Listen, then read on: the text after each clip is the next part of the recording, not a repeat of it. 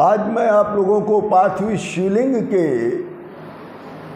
निर्माण के विषय में बताने जा रहा हूँ। इसके विषय में शंकर भगवान ने स्वयं ब्रह्मा और विष्णु जी को ज्ञान दिया था।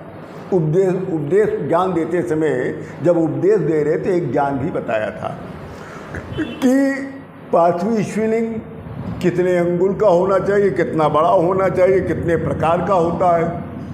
इस तरह का उन्होंने ब्रह्मा और विष्णु जी को समझाया था। उस विषय में आप लोगों को मैं बताने जा रहा हूँ कि शिव जी ने कहा, प्रमाण के अनुसार पार्थिव शिवलिंग को 3 प्रकार का बताया गया, उत्तम, मध्यम और नीच। उत्तम, मध्यमम, नीचम, त्रिविधम लिंगम मीरितम। ये 3 प्रकार के पार्थिव शिवलिंग का विषय में शंकर भगवान ने स्वयं ब्रह्मा जी और विष्णु जी को बताया। कहा शंकर भगवान ने 4 अंगुल का ऊंचा, 4 अंगुल का ऊपर वाला शिवलिंग जो होता है 4 अंगुल का हो और उस जिस पे आप रखते हैं उसको बेदी कहते हैं। जब मिट्टी का बनाएंगे, अर्घा जिसको कहते हैं हम लोग, उसको मिट्टी का जब बनाएंगे तो उसको बेदी कहते हैं या पीठ भी कहते हैं। तो उसके ऊपर रखा जाएगा। तो पीठ जो होता है या बेदी जो होता है वो सबसे सुंदर बनाना चाहिए।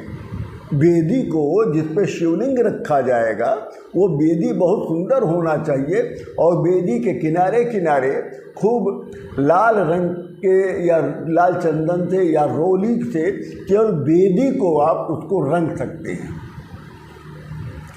और तब 4 अंगुल का शिवलिंग बनाकर उस पर रखिए। यह सबसे उत्तम कोटि का पार्थिव शिवलिंग बताया गया है। उसके बाद बताया है जो मध्यम कोटि का होता है वो 2 अंगुल का होता है। पार्थिवी शिवलिंग जो मध्यम कोटि का है वो 2 अंगुल का बताया गया है। इसमें भी आपका जो पीठ है, जो बेदी है, जो अर्घा है वो भी आप सुंदर बनाएंगे। अब 2 अंगुल के हिसाब से बनाएंगे, पीठ और बेदी जो भी है आप कहें वो छोटा बनेगा। और तीसरा जो नीच है वो 1 अंगुल का बताया गया है। ये निम्न कोटि का इसको पार्थिव शिवलिंग माना जाता है। यहाँ पे शंकर भगवान ने बताया कि हमारी 8 मूर्तियाँ हैं। कहा कि ब्रह्मा विष्णु जी मेरी 8 मूर्तियाँ हैं। मैं इस विषय में आप लोगों को बताने जा रहा हूँ। क्षितिरापो अनलो वायुराकाश सूर्य सोमुखो यजमानयते त्वष्टौ मूर्त्या परिकीर्तिता।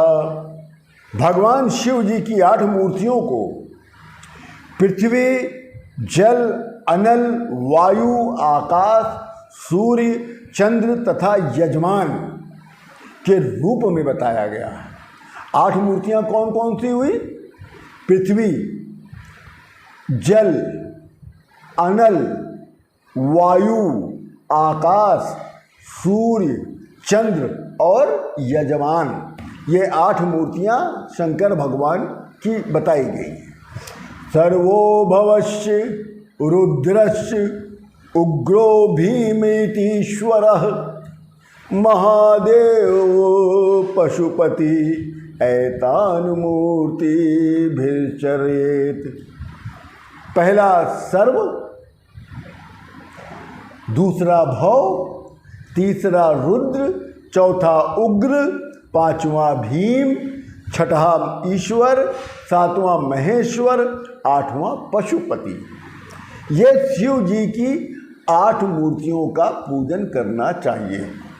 शंकर भगवान ने बताया विष्णु भगवान से कि इन 8 मूर्तियों का सर्व की, उग्र, सर्व की, भव की, रुद्र की, उग्र की, भीम की, ईश्वर, महादेव, पशुपति, इन 8 मूर्तियों का पूजन करना आवश्यक होता है।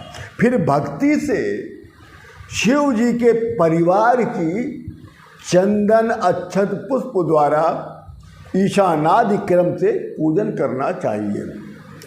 ईशान में ईशान की, ईशान कोण में ईशान की, और पूरब में नंदी भगवान की, अग्नि कोण में चंड की, दक्षिण में महाकाल की, और नैऋत्य कोण में श्री भृंगी जी की, और पश्चिम में वृष की, और वाव्य कोण में स्कंद महाराज की, उत्तर में कर्पदीश्वर महाराज की, और पूर्व और ईशान के बीच, पूर्व और ईशान के बीच सोम जी की, पश्चिम और वाव्य के बीच शुक्र जी की पूजा करें।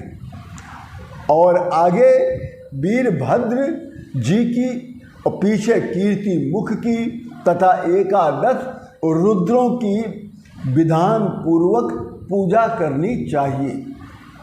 पुनः पूजा करने के बाद पुनः पंचाक्षर मंत्र से जप करना चाहिए, फिर शतरुद्र का पाठ करना चाहिए, फिर प्रदक्षिणा करके प्रणाम करना चाहिए, और उसके बाद उस पार्थिव शिवलिंग का जितना है उसका विसर्जन करना चाहिए। रात में पूजा सदैव उत्तर की तरफ मुख करके करें। शिव जी के आगे होने से पूजा पूर्व दिशा में बैठकर ना करें। कभी भी आप पूरब की तरफ बैठकर शंकर भगवान की पूजा कदापि न करें। उत्तर की ओर उनकी शक्ति है, इसलिए मूर्ति के उत्तर की ओर मुख करके ना बैठें। पश्चिम दिशा पीछे पड़ जाती, इसलिए उधर भी मुख न करें, अतः उत्तर की ओर मुख करके पूजा करें। भस्म, त्रिपुंड, रुद्राक्ष की माला, मतलब भस्म को लगाना जरूरी है, त्रिपुंड भी बनाना जरूरी है, रुद्राक्ष की माला को धारण करना जरूरी है, और ये सब सामान आपके पूजन सामग्री में होना चाहिए। कि जब शिवलिंग, आप पार्थिव शिवलिंग बनाएंगे तो उसमें भस्म लगाएंगे, उसमें भी त्रिपुंड बनाएंगे, और उसको भी रुद्राक्ष की माला पहनाएंगे, और उस पर भी बिलपत्र चढ़ाएंगे। आप शमी पत्र भी चढ़ाइए, भांग के फूल को चढ़ाइए, भांग के पत्ते को चढ़ाइए, मदार के फूल को चढ़ाइए, भगवान को बहुत पसंद है। इसके बिना आप शंकर भगवान की पार्थिव शिवलिंग की पूजा कदापि न करें, ऐसा शंकर भगवान ने स्वयं बताया है। इसी के साथ हम आज चूँकि बहुत व्यस्तता है, फिर भी हम आप लोगों के लिए ये 2 वीडियो बना के भेज रहे हैं। जय जय सिया राम।